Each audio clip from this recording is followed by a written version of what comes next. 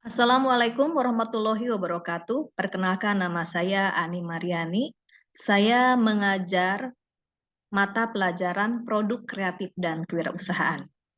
Kali ini saya akan memberikan materi tentang analisis rasio keuangan untuk kelas 12.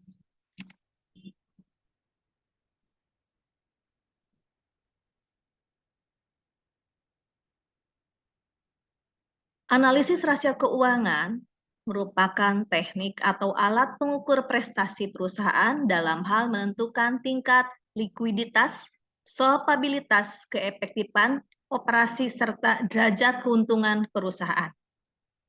Rasio akan menjelaskan kepada penganalisisnya tentang baik atau buruknya keadaan keuangan pada suatu perusahaan.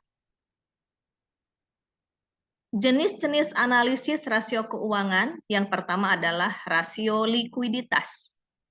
Likuiditas adalah kemampuan perusahaan dalam memenuhi kewajiban finansialnya pada saat ditagih atau kemampuan seseorang untuk memenuhi kewajiban atau utang yang segera harus dibayar dengan harta lancarnya. Yang pertama ada current ratio.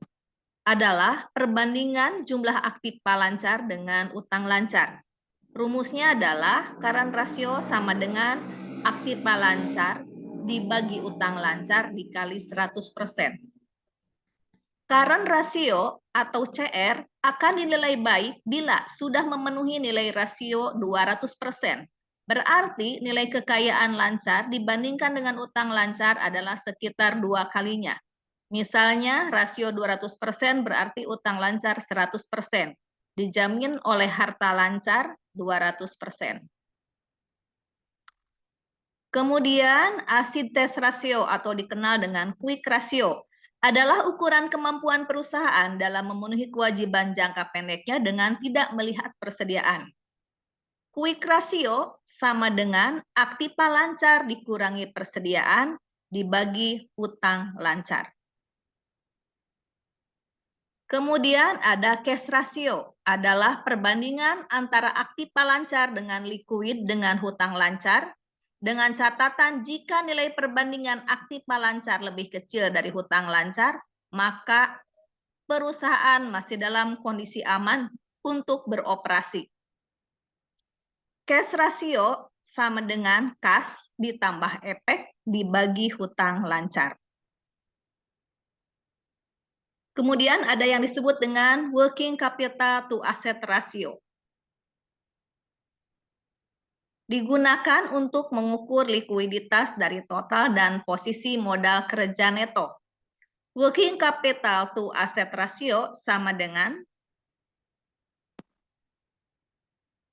aktiva lancar dikurangi hutang lancar dibagi jumlah aktiva.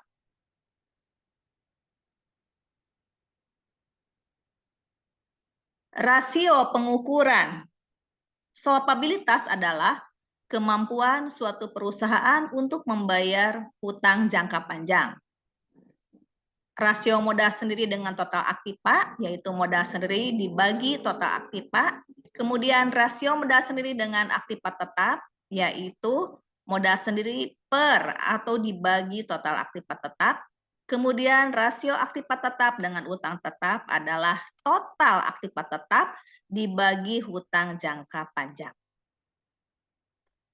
Contoh soal rasio solvabilitas. Suatu perusahaan CP Wening Sejahtera memiliki jumlah aktiva yang terdiri dari aktiva lancar 625 juta rupiah, aktiva tetap 1.175 juta rupiah, dan aktiva tidak berwujud 525 juta rupiah. Sedangkan kewajiban atas utang lancar sebesar 300 juta rupiah dan utang jangka panjang 600 juta rupiah. Hitunglah tingkat solvabilitasnya. Jawabannya adalah bisa dilihat solvabilitas 625 ditambah 175 juta dibagi 300 juta ditambah 600 juta. Jadi 1,8 per 900 juta sama dengan 2:1 atau 200%.